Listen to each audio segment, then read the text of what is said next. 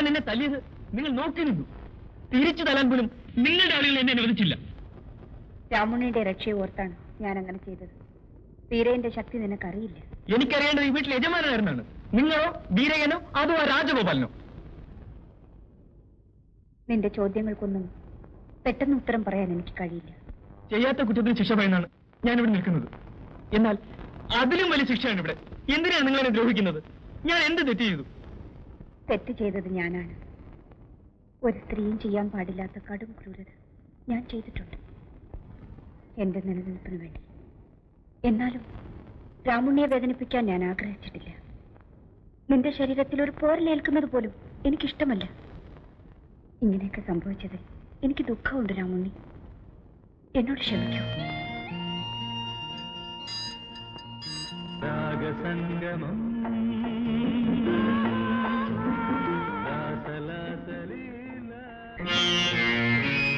രാമൻ മാറി നിൽക്ക്. എന്നെ തുടരുത് രാമ. വിടണേ രാമണി, വിടണേ, വിടാനാ പറഞ്ഞത്. രാമണി, എടാ നീ എന്നെ മറ്റൊരു ശ്രീദേവി കുഞ്ഞമ്മയാണെന്ന് കരുതിയല്ലേ? ഒരു ദുർബല നിമിഷത്തിൽ നീ കീഴ്പ്പെടുത്തിയത് രക്തവും മാംസവും തുടിക്കുന്ന പച്ചയായ ഈ ശരീരത്തെയാണ്. ഇനി എന്നിലെ സ്ത്രീത്വം ഒരിക്കലും നിനക്ക് വഴങ്ങിത്തരില്ല. ഇനി എന്നിലെ സ്ത്രീയെ ജയിക്കാൻ നിനക്കെന്നല്ല ഈ ലോകത്ത് ഒരു പുരുഷനും കഴിയില്ല. അതാണ് നിന്റെ മോഹമെങ്കിൽ ഇറങ്ങി പോടാ ഇവിടുന്ന്. I said you get out.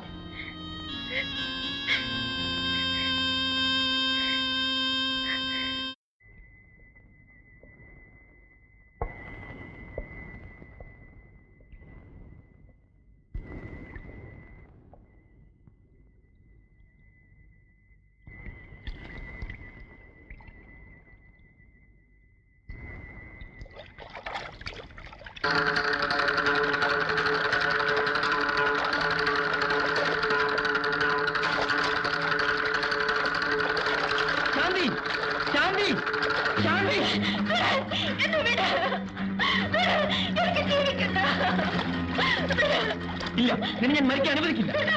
നീ എന്തിനാണ് ചാവാൻ പോകുന്നത്? ജീവിക്കാൻ എനിക്ക് അർഹതയില്ല. നീ ജീവിക്കണം. ആർക്കു വേണ്ടി, എന്തിനു വേണ്ടി ഞാൻ ജീവിക്കണം? നിന്നെ നശിപ്പിക്കാൻ ശ്രമിച്ചവരെ എതിർത്ത് തോൽപ്പിക്കാൻ എനിക്കതിന് കഴിയില്ല. കഴിയും. നീ ആരെയാണ് ഭയപ്പെടുന്നത് അവരെ നേരിടാൻ നിന്നോടൊപ്പം ഞാനും ഉണ്ടാകും. വേണ്ട, എന്റെ വഴിക്ക് എന്നെ വിട്ടേക്കോ. ശാന്തി, ശാന്തി, ഇപ്പോ ആ പേര് മാത്രമേ ഉള്ളൂ എനിക്ക്. എന്റെ ജീവിതത്തിലെ ശാന്തിയെല്ലാം എന്നെ എനിക്ക് നഷ്ടപ്പെട്ടു.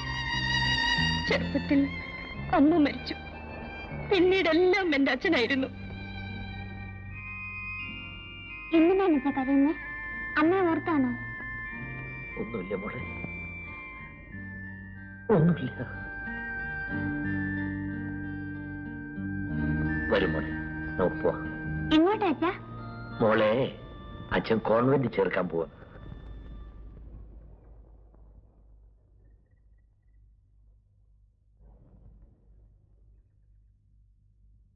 മോള് ഇന്നു മുതൽ ഇവിടെയാ താമസിക്കാൻ പോകുന്നു. അപ്പൊ അച്ഛനും? അച്ഛൻ കൂടെ കൂടെ വന്ന് മോളെ കാണാൻ. നീ പഠിച്ചു മിടിക്കാവണം കേട്ടോ.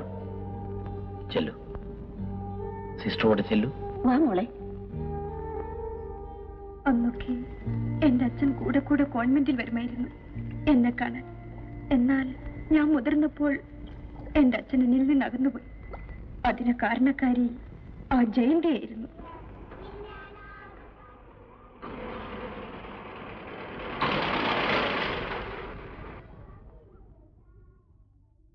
അച്ഛാ,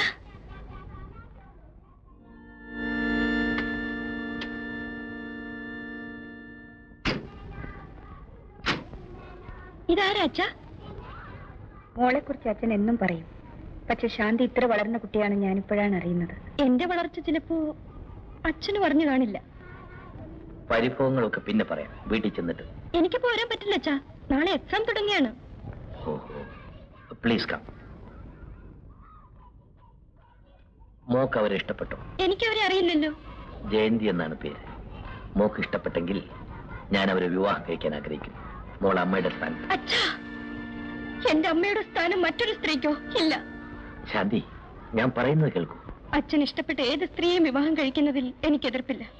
എന്നാൽ ആ സ്ത്രീ അച്ഛന്റെ ഭാര്യയല്ലാതെ എന്റെ അമ്മയാവില്ല. തീർച്ച. ശാന്തി, മോളെ ശാന്തി. പിന്നീട് ഒരിക്കലും എന്നെ കാണാൻ അച്ഛൻ വന്നില്ല. എന്നാൽ ശാന്തി,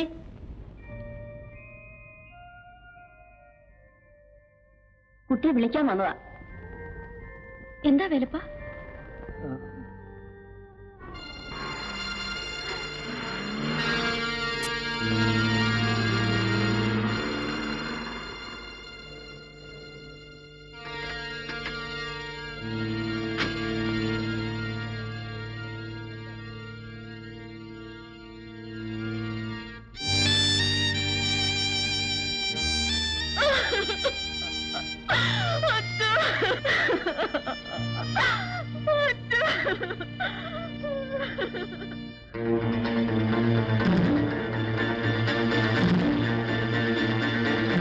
എന്റെ അച്ഛനെ കൊന്നത് അവളാണ്, ആ ജയന്തി.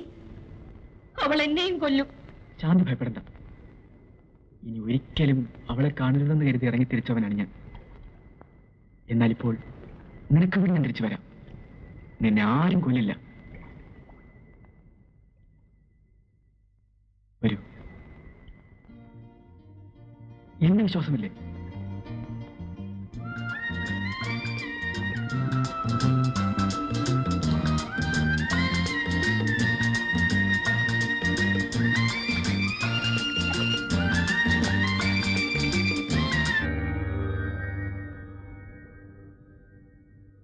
രാമുണ്ണിയെ ഇനിയും ആ വീട്ടിൽ വെച്ചുകൊണ്ടിരിക്കുന്ന ആപത്താണ്. അവനെ എങ്ങനെ നശിപ്പിച്ചേ തീരും. അവനെ നശിപ്പിച്ചതുകൊണ്ട് നമുക്കൊന്നും നേടാറില്ല. അവളെയാണ് നേരിടേണ്ടത്. അതിന് നിന്റെ ശക്തിയും ആവശ്യവും പറ്റില്ല. അവളെ തറ പറ്റിക്കാനുള്ള വഴി എനിക്കറിയാം. നീ ഇവിടെ നിൽക്കൂ.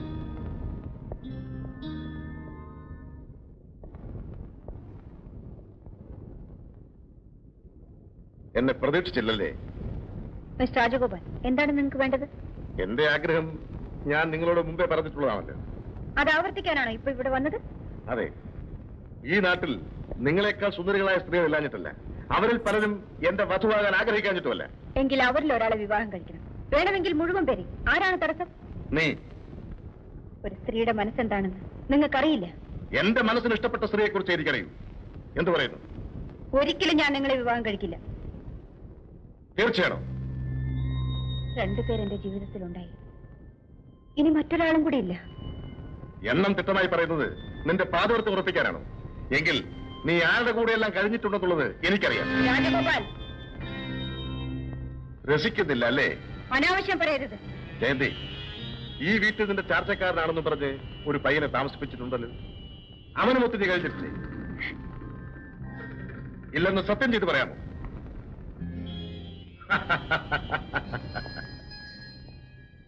ഞാൻ നിന്നെ കുറ്റപ്പെടുത്തുന്നില്ല. ഭർത്താവ് നഷ്ടപ്പെട്ട ഒരു സ്ത്രീ യൗവനം നശിക്കാത്ത ഈ പ്രായത്തിൽ അല്പം പിഴച്ചുപോയാൽ അതൊരു തെറ്റല്ല. എന്നാൽ ആ തെറ്റ് ഇനിയും ആവർത്തിക്കാൻ അനുവദിച്ചുകൂടാ. നീ അവനെ ഉടനെ തന്നെ പറഞ്ഞേച്ചേക്ക്.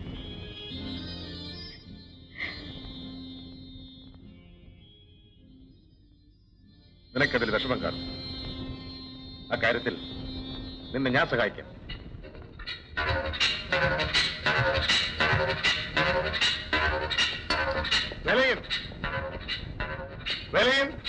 എന്തോ രാമൻ എവിടെ? രാമുൽ ഇപ്പൊ ഇവിടെ. നിനക്ക് ഇന്നു മുതൽ ഈ വീട്ടിൽ ജോലിയില്ല. പറഞ്ഞത് കേട്ടില്ലേ? ഇറങ്ങി പോകാൻ. നിന്നെ ഇനി ഈ വീട്ടിൽ കണ്ടുപോകരുത്. നിങ്ങളല്ലല്ലോ എന്നെ ഇവിടെ താമസിപ്പിച്ചത്. പിന്നെ അന്ന് ഞാനൊരു ജോലി അന്വേഷിച്ച് വന്നപ്പോൾ നിങ്ങൾ എന്താണ് വന്നതെന്ന് ഇന്നും എനിക്ക് ഓർമ്മയുണ്ട്. ഓർമ്മയുണ്ടല്ലോ. എങ്കിൽ ഇറങ്ങിക്കോ. എന്താണ് നീ വിളിച്ചെടുക്കുന്നത്? ഞാൻ പറഞ്ഞത് നീ അനുസരിക്കില്ലേ? ഇല്ല. ഇല്ലേ?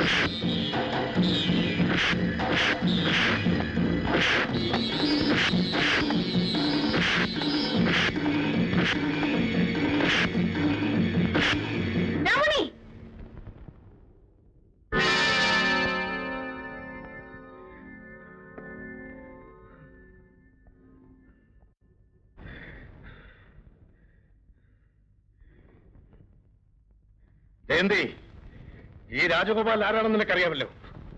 നിന്നെ ഞാൻ വെറുതെ വിടില്ല. സൂക്ഷിച്ചോ.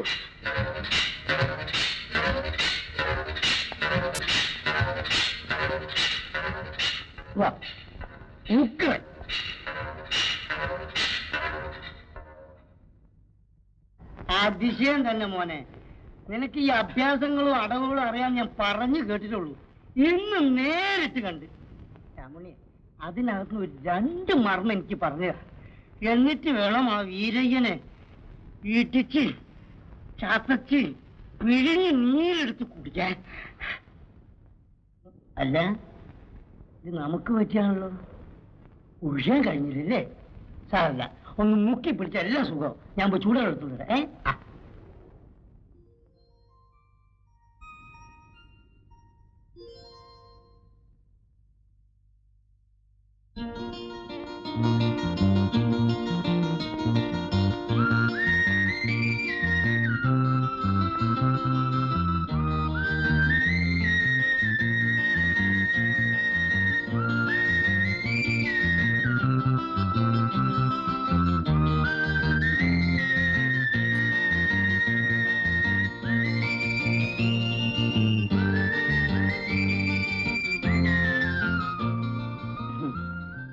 എന്റെ ആവി പോയി. അല്ല, ഇതിന്റെ ആവി പോയി. ഇനി ഇത് പിടിച്ചിട്ട് പ്രയോജനം.